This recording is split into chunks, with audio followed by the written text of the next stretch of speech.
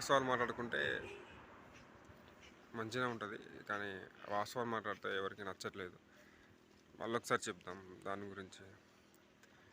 ఈ నోటిఫికేషన్ అనేది అది ఎంతవరకు ముందుకు పోతుంది అనేది నేను లాస్ట్ వీడియోలో చెప్పాను, మళ్ళొకసారి చెప్తాను.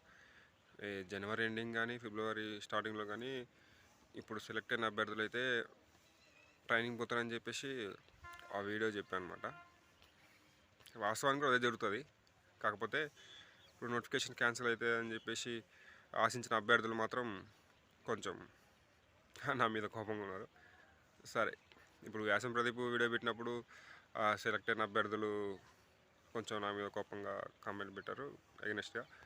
ఇప్పుడు సరే వాస్తవాలు చెప్పినప్పుడు మాత్రం ఇప్పుడు వీళ్ళు ఎవరు నోటిఫికేషన్ క్యాన్సిల్ అవుతుందని చెప్పేసి ఆశించిన వాళ్ళైతే అగెనెస్ట్ ఫీల్ అవుతున్నారు. ఇక మనం ఏం చేయాలి? ఇప్పుడు ఈ ఇరు వర్గాలకి న్యాయం చేయాలంటే అది గవర్నమెంట్ చేతుల్లోనే ఉంది. ఇరు వర్గాలకు న్యాయం అంటే ఇప్పుడు సెలెక్ట్ అయిన అభ్యర్థులని ఒక్కరిని కూడా తీయకుండా మళ్ళీ ఈ జియో 46 అభ్యర్థులకు అందరికీ న్యాయం చేసి న్యాయం చేసినా మళ్ళీ క్యాన్సిల్ కావాలనుకున్న అభ్యర్థులకు మాత్రం మరి ఎట్లా న్యాయం చేస్తుంది? ఇప్పుడు ఏదో ఒక వర్గానికి అయితే అన్యాయం జరగాల్సిందే కదా. వీళ్ళని ట్రైనింగ్ పంపిస్తే ఇప్పుడు క్యాన్సిల్ అయ్యే అభ్యర్థులు మాత్రం నిరాశ. వీళ్ళకి క్యాన్సిల్ అయితే సెలెక్ట్ అయిన అభ్యర్థులు నిరాశ కదా. ఏదైనా అది ఒక వర్గానికి అయితే న్యాయం చెప్తుంది, కానీ అన్ని వర్గాలకైతే న్యాయం చేయడం కష్టం.